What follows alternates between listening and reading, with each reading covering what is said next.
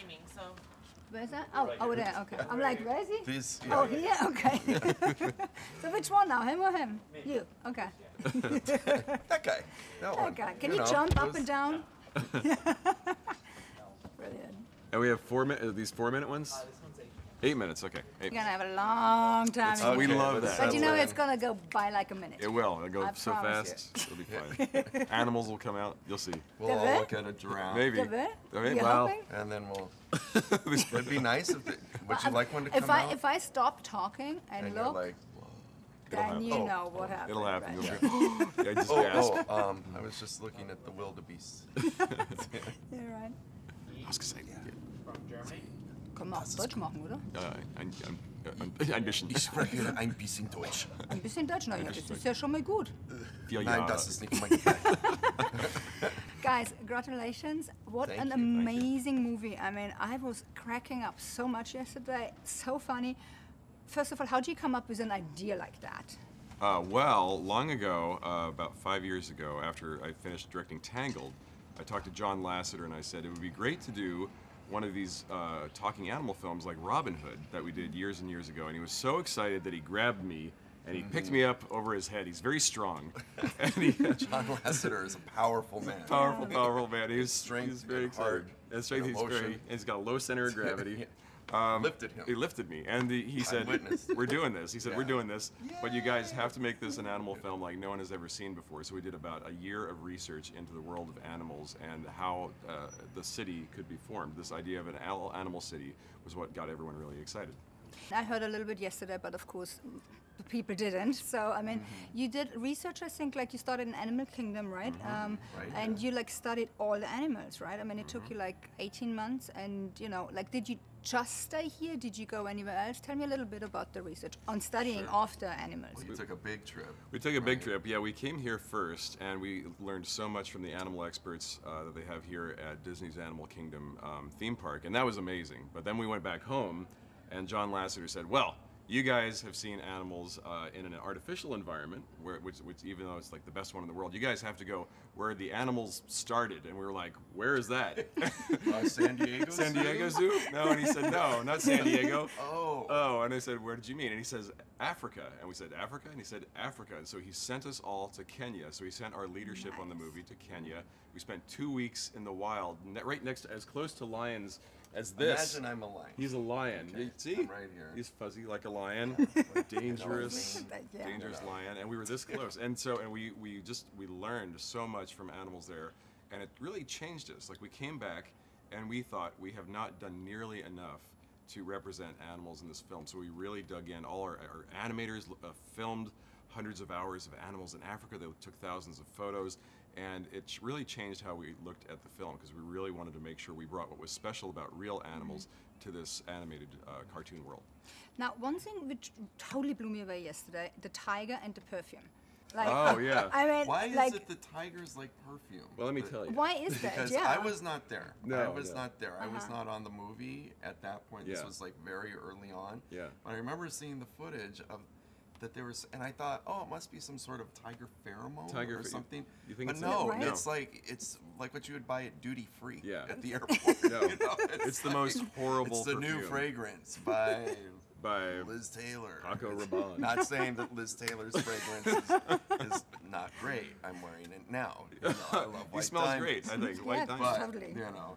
Yeah, I don't. Why do they like Well, here's the thing. just store-bought perfume? I thought the same You know? thing. We thought, is this some sort of specialized tiger pheromone? But no, the keepers actually showed us. They took us in the back, and they have huge plastic bins of the most horrible, tacky perfume ever. It is like the duty-free shop. It is like the you duty-free know? shop, like the low-end duty-free shop. And the more horrible the perfume, the more the tigers love it.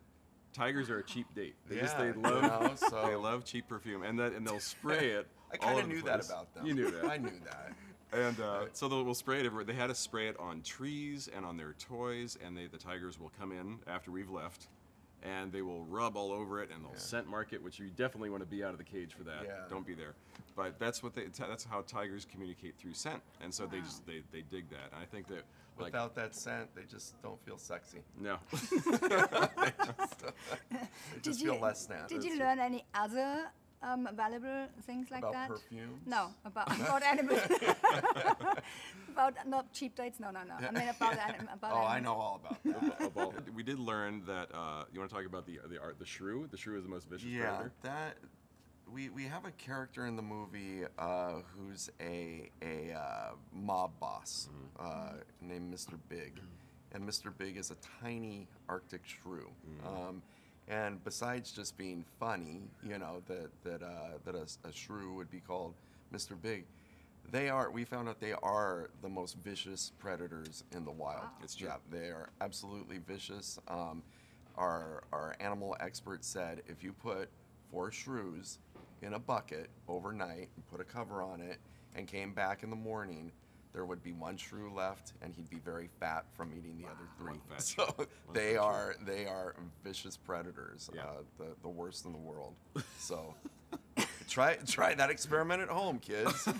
Get 4 shrews, put them in a bucket, and see what happens. How did you get to the Officer Hop, obviously, and Nick, the fox? I mean, you know, you always usually get from all your past experiences, you know, like any characters you create, it comes from somewhere. So where did those 2 come from? Those guys came from, well, you know, I guess I grew up on films like Robin Hood, and Rich grew up on Jungle Book. I think it was the first film you That's ever the saw. first one I ever saw in a movie theater. In a movie theater. And so I think we love great Disney animal films. And I think for me, I always liked rabbits. I don't know why. I find them fun to draw. So I guess I'd always been drawing rabbits. And so when we started talking about a cop character for this movie, we thought, what would a great character be who wants to be a cop, especially in this world if cops are big, huge animals like Cape buffalo and rhinoceros and wildebeest, big, tough animals.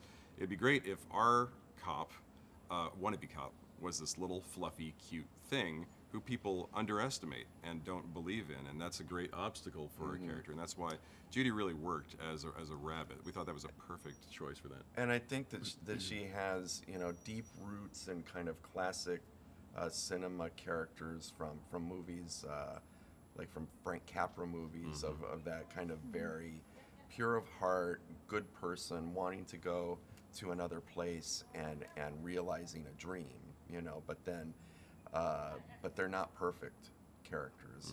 They have their flaws, and they discover something about themselves along the way that by the end of the movie they've changed, but they've grown.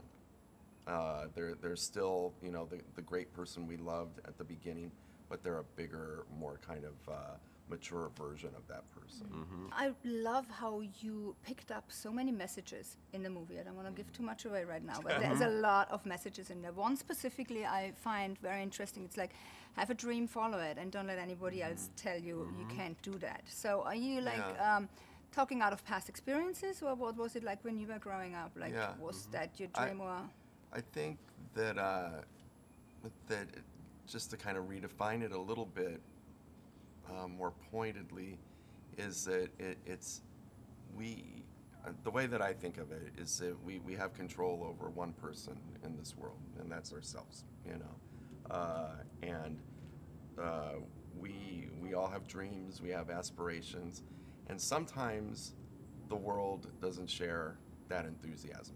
Sometimes the world has its own opinions on us, on me, you, but those are just opinions, you know, that we control who we are. It's my job to define who I am, not the world's. They have their opinion, you know, but ultimately that's my choice of who I'm going to be.